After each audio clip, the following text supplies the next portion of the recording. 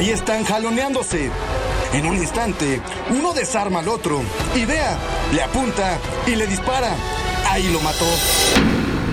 One man swiftly avenges his wife, killed by a hitman in broad daylight. A small-town sheriff fights alone against the mob. A drug lord receives a sinister package that proves his wife was brutally killed and dismembered, initiating a war between cartels. Here are 3 boyfriends who avenge their girlfriend's brutal murders. Un hombre fue detenido este jueves porque mató al asesino de su esposa. Esto sucedió en calles de la colonia Morelos. September 28, 2023, Morelos, Mexico. In the streets of a neighborhood called Tepito, a hitman comes out of the blue and executes a woman in the middle of the street. The city's command and control center dispatches an emergency response and motorized police units as the woman lies wounded on the pavement. Now, why would someone kill a woman like that in broad daylight and ignoring all possible witnesses? After a little research, the local police department identified the 18-year-old man lying dead on the ground as Hector Garcia Moreno, a hitman associated with Los Tepitos, a new criminal organization fighting for control in the streets of Mexico City. Los Tepitos, or Union Tepito, was born in the Mexican capital, in the legendary neighborhood of the same name. It's grown from a small criminal group into a full-fledged cartel. Now, this mafia organization not only took over the territory, but is now at the top of the chain, exerting control and intimidation over the residents of that area. Back in 2010, Edgar Valdez Villarreal, aka La Barbie, and brothers Francisco, aka Pancho Cayagua, and Armando Hernandez Gomez, aka El Ostion, former drug lords from the Beltran Leyva cartel, founded the Tepito Union with members of La Familia Michoacana, uniting several criminal gangs working in the city. The Tepito Union became one of the most important cartels in the country, but unlike the other major cartels in Mexico, they operate exclusively in urban areas, which means they can't move freely. They've learned to move undetected, using a lot of intelligence, and have managed to evade the police, authorities, and the 20,000 cameras that monitor all of Mexico City. Now, it is believed that the Tepito Union operates not only in the capital, but also in other central states of the country, such as Mexico State, Querétaro, Hidalgo, Tlaxcala, Puebla, and Veracruz. They've been allied with La Familia Michoacana and the Sinaloa cartel, and now with the Jalisco Nueva Generación cartel, as they don't have the capacity to produce or import drugs by themselves. The Tepito Union began by recruiting families from one of the world's most famous in the Morelos colony due to its harsh living conditions. The group would focus on a wide array of criminal activities, including arms trafficking, money laundering, drug trafficking, counterfeiting, extortion, and kidnapping. One of the vulnerable groups targeted by the organization's recruiters are the women from low-income households, and as a direct result of this policy, this is the only cartel that has criminal cells exclusively formed by women. This is where the story goes back to the woman murdered in the case. Que se trata de Iván N., quien forcejeó con este sujeto, con el asesino de su pareja, le quitó el arma con la que la mató, le disparó. The woman, identified as Veronica Alejandra Malpica, 39, and allegedly connected to one of these women-only criminal cells, was walking through the streets of the downtown area when a man shot her dead. These women's cells in La Union Tepito engage in a very specific criminal activity that are fundamental to the organization's operations. This would include protection fees from local businesses, which would involve threats and violence to ensure payment, covert drug distribution through the streets, prostitutes, and escort services. How about human trafficking related to sexual and labor exploitation? On some rare occasions, women also partake in money laundering operations, kidnappings, and homicides as part of territorial disputes or to pay off debts. Just a few meters away, her husband sees everything and runs determined to confront the man who shot his wife. After a short struggle, he managed to disarm and kill the hitman. After killing the attacker, Ivan Daniel fled the scene. Agents from the Secretariat of Citizen Security from various sectors of the downtown area arrived at the scene and began searching for the people involved. They started a search operation and captured him minutes later. Several women also arrived with children in hand. This confusing crime scene had now 2 mourning groups, the woman crying for the dead hitman and the witnesses trying to intercede for the avenging husband. Now, we can only speculate as to the true motives behind the brutal killing. Maybe the woman did something that offended Los Tepitos and they wanted retribution. Despite the killer's criminal affiliations and the testimonies of witnesses, the capital's prosecutor prosecutor's office accused Ivan Daniel Islas of qualified homicide. Neighbors and merchants in the area who knew the deceased woman and her husband requested the Attorney General's office through the local papers to review the surveillance cameras in the area, as an injustice is being committed against Ivan, since he acted in self-defense and was at a disadvantage, as his opponent was armed and he was not. He just reacted and chased the murderer, as he saw when he arrived and shot his wife, apparently because she didn't want to pay the protection fee, said one of the witnesses. However, it'd be up to the prosecutor's office to handle this case and determine the legal status of the man who struggled with and ultimately killed his wife's murderer.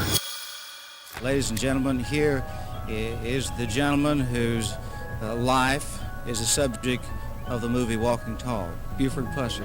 Buford Pusser, a Tennessee-born sheriff turned vigilante, allegedly went rogue after his wife was killed in a highway shooting by Southern mobsters. Seeking justice, he would take matters into his own hands, inspiring multiple film adaptations, including the remake of the movie Walking Tall starring Dwayne "The Rock" Johnson. So during the 1930s and 40s, as the U.S. reached the final years of the Prohibition era, the border areas of rural Mississippi and Tennessee were rife with criminal activity. A tightly entrenched gang known as the State Line Mob had their hands in everything from liquor trafficking and gambling to prostitution and murder. This reign of terror faced a formidable challenge when Buford Pusser came onto the scene. Pusser was a committed man who dedicated most of his life to public service. Before becoming a police officer, he served as a Marine until he was medically discharged due to his asthma. He later enjoyed a brief stint as a popular wrestler in Chicago, earning the nickname Buford the Bull due to his tall frame and large build. In 1959, he married his girlfriend Pauline, a woman he met in Chicago 2 years before. The couple would move to Pusser's hometown of McNairy County, Tennessee, where he quickly made his way into local law enforcement. He was elected chief of police and constable in 1964, and at just 27 years old, he became the youngest county sheriff in Tennessee's history. This also would be the start of his one-man war against the mob. After becoming the town sheriff, Pusser fearlessly targeted mafia activity, particularly along the state border between Tennessee and Mississippi, which was controlled by the Dixie Mafia and the State Line Mob. His crackdown on trafficking operations and his unbribable nature made him the mob's #1 enemy. The mafia mobs quickly put a bounty on his head, and by 1967, Pusser had survived numerous assassination attempts, killing several hitmen, and even one woman by the name of Louise Hathcock, who had heavy ties to the local mafia. Hathcock had ambushed Pusser and his deputy, Petey Plunk, while they were investigating a robbery at a local motel.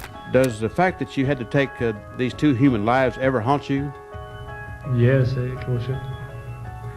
I've seen Miss Hathcock 1,000 times, I guess. Plunk later recalled this incident in an interview. At this point, the guy was a local hero, but also the mob's prime target in the region. On August 12, 1967, Pusser ran out of luck when his wife Pauline decided to accompany him to investigate a roadside disturbance near the town's Methodist church. A car pulled up alongside theirs and opened fire with a .30 caliber carbine rifle. Pusser was severely injured, taking 3 bullets to the face that left him disfigured but alive. His wife, on the other hand, was instantly killed. The sheriff underwent multiple surgery procedures and skin grafts to reconstruct his face, and in the aftermath of the assassination attempt, still consumed by guilt and grief, and left alone with a devastated daughter, Pusser intensified his fight against crime. Determined to seek justice for Pauline, Buford publicly named 4 assassins and Kursky McCord Nix Jr., the Dixie Mafia leader, as the mastermind behind his wife's murder. Though Nix was never convicted for Pauline's murder, he was later sentenced to life in prison for an unrelated case in which he ordered the murder of a Mississippi Circuit Court judge. As for the rest of the mobsters involved in Pauline's assassination, well, let's just say they mysteriously died one by one. Pusser allegedly hunted down those responsible for the attack. On Christmas Day of 1968, Buford killed Charles Russell Hamilton, one of the men involved in his wife's murder. Other gang members like Carl Towhead White met similar fates. Some were shot to death in Tennessee, and others were found with bullets scattered throughout their bodies in Texas. Rumors suggested that Pusser had orchestrated these hits on the mafia members to avenge his wife. However, with no evidence linking him to those deaths, and perhaps because his alleged actions were silently approved by the locals, Pusser was never charged with any crimes. No one wanted to prosecute their local hero for avenging his wife's murder. In 1972, Buford ran for sheriff again but lost to Clifford Coleman on August 21, 1974, after meeting with a production company about portraying himself in a sequel to Walking Tall, the hit movie inspired by his life. Buford was driving his Corvette at high speed when he lost control and crashed into an embankment near his house. His daughter witnessed the crash and found Buford ejected from the vehicle, barely alive. He died at the scene at the age of 36. Though many had speculated that his car was sabotaged by mafia elements, State Trooper Paul Irvin confirmed that the crash resulted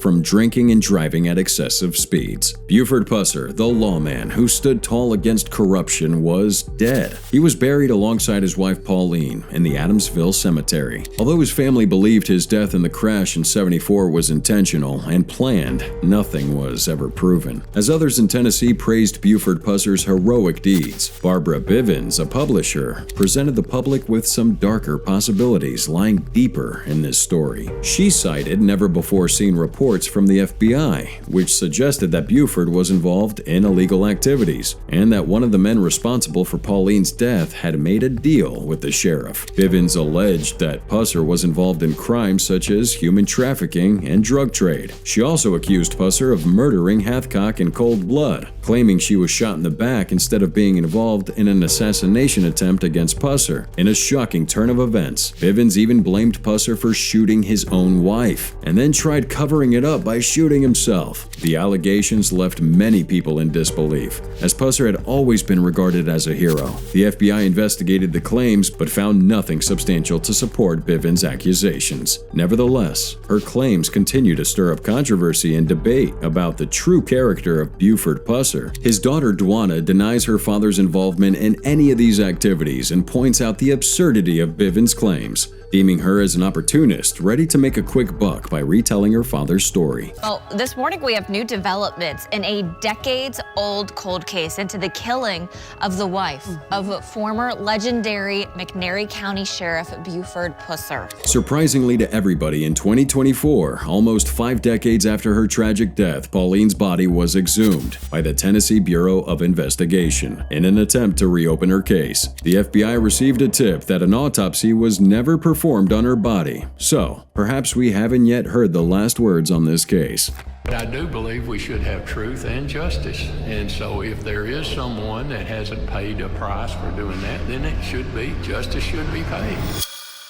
Primer caso de una mujer y sus hijos asesinados de una forma brutal entre los principales líderes del narcotráfico. In 1989, a man receives a mysterious package, and its contents couldn't be more disturbing. A severed body part proves that his wife had been brutally killed. As if this wasn't enough, he received another package containing a videotape a couple of weeks later. Horrified, the man discovers paralyzing footage of his 2 children being executed in a foreign country. This man is 30-year-old Hector Palma Salazar, also known as El Guero, one of the founders of the Sinaloa cartel. Now, Palma was born in La Noria de Abao, a marginalized community in the municipality of Mocorito, Sinaloa, in northwestern Mexico. His exact birth date is unknown, with some sources placing it in the mid-1950s and others in the 60s. He did come from a poor family and only completed primary education. Now, as a teenager, he got involved in car theft, which eventually caught the attention of Miguel Angel Felix Gallardo, known as El Padrino, the Godfather, El Jefe de Jefes, the boss of bosses, the biggest trafficker of cocaine and marijuana in Mexico at the time. Now, Felix first hired Palma as a hitman, and then eventually entrusted him with cocaine trafficking through Sonora. As this man went up through the ranks, the DEA initially dubbed this organization the Guadalajara Cartel. Another heavyweight narco, El Chapo, also worked for this group, and he formed a close relationship with Palma. Their rapid ascent within the cartel wasn't well received by the other members of the organization, especially the Arellano Felix brothers, Benjamin and Ramon, who were related to the boss of bosses. However, Felix Gallardo viewed the young drug traffickers favorably.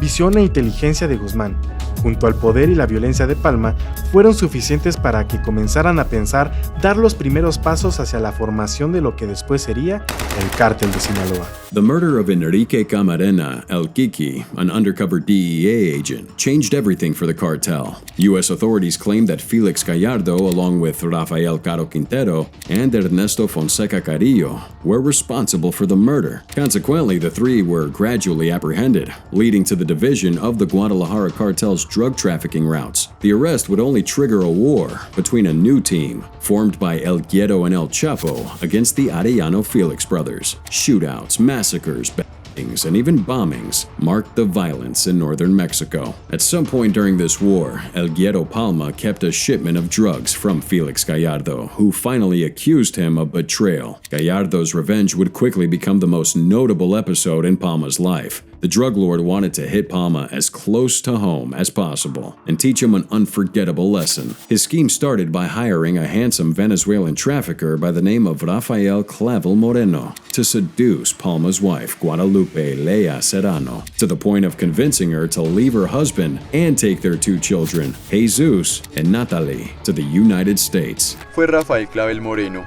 de origen venezolano, que por órdenes de los Arellano Félix se infiltró y se acercó poco a poco a su esposa, Guadalupe Lejía, hasta convertirse en su amante. Once in San Francisco, Clavel forced Guadalupe to withdraw $2 million from a joint bank account she shared with her husband, and when she was no longer of use to the kidnapper, she was killed and decapitated. Remember the package we talked about at the beginning? Well, days later, Palma received Guadalupe's severed head in a refrigerated metal box. But the hitman's hideous task didn't end there. The Godfather had ordered a family pack execution, so in a horrifying act of revenge, 2 weeks after Guadalupe's murder, Clavel took the drug lord's children to Venezuela. There, he threw both kids off a 165-foot-tall bridge named Puente de la Concordia in San Cristobal, about 65 miles from the border with Colombia. He recorded this cold-blooded infanticide and sent it to Palma. As is customary among drug lords, Palma Salazar built a $420,000 mausoleum for his family in the Ardines de Humaya Cemetery in Culiacan, Sinaloa. Paintings of his murdered wife and children surrounded by angels adorn the mausoleum. There were two main suspects behind the brutal attack on Palma's family. The first was Gallardo,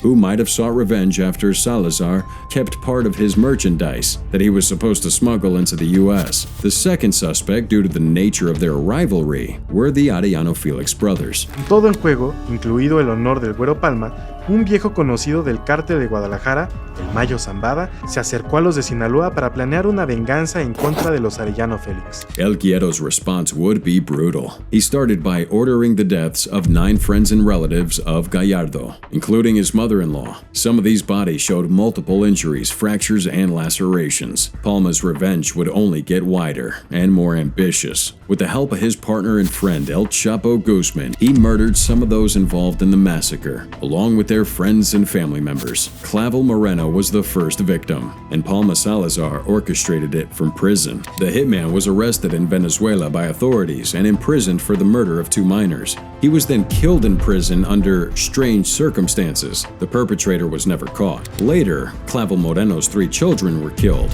one after another. Additionally, a group of Venezuelans with whom the hitman had contacts in Mexico also met violent deaths. Tenían la intención de acabar de una vez por todas con toda la cúpula del cártel rival. Todo esto se pudo lograr gracias a la información privilegiada que les brindó el Mayo Zambada. But this vendetta didn't end there. In 1992, 9 men, including lawyers and a half-brother of the boss of bosses, were found shot and showing signs of torture on a highway in Iguala, in the state of Guerrero, Mexico. This mass murder was attributed to Chapo's and Guero's forces, who had invited the Arellano Felix brothers to a meeting where they would put an end to their old feuds. The brothers from Tijuana, ignoring that El Guero already knew about his wife and children's horrible deaths, agreed to the meeting. More than 50 hitmen, armed to the teeth, shot more than 1,000 bullets at people gathered inside the Christine Disco. Every member of the Arellano Felix family was lucky enough to come out of that place alive after hiding inside the bathroom stalls,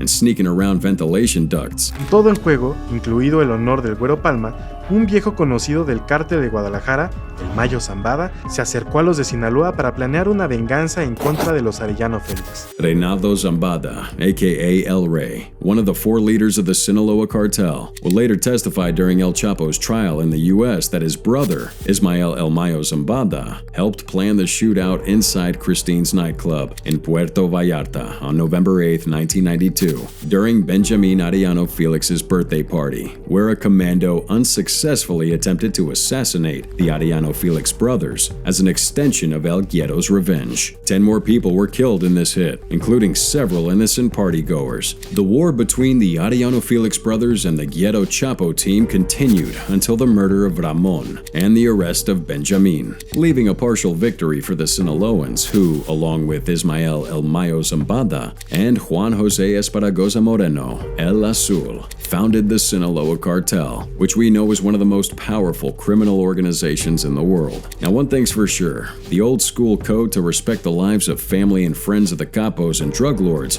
was broken in this war to never be fixed again. The atrocities in this chain of vendettas would keep going throughout the years, even after El Guiero's 3-decade imprisonment. More recently, in February 2020, the bodies of Maria Jimena Palma Romero, 32, and Cynthia Romero Verdugo, 52, were found in a wasteland near Obregón, Sonora. The women were later identified as his niece and sister-in-law. If the old capo is ever released back into the world, he still has unfinished business to attend to and enemies to find.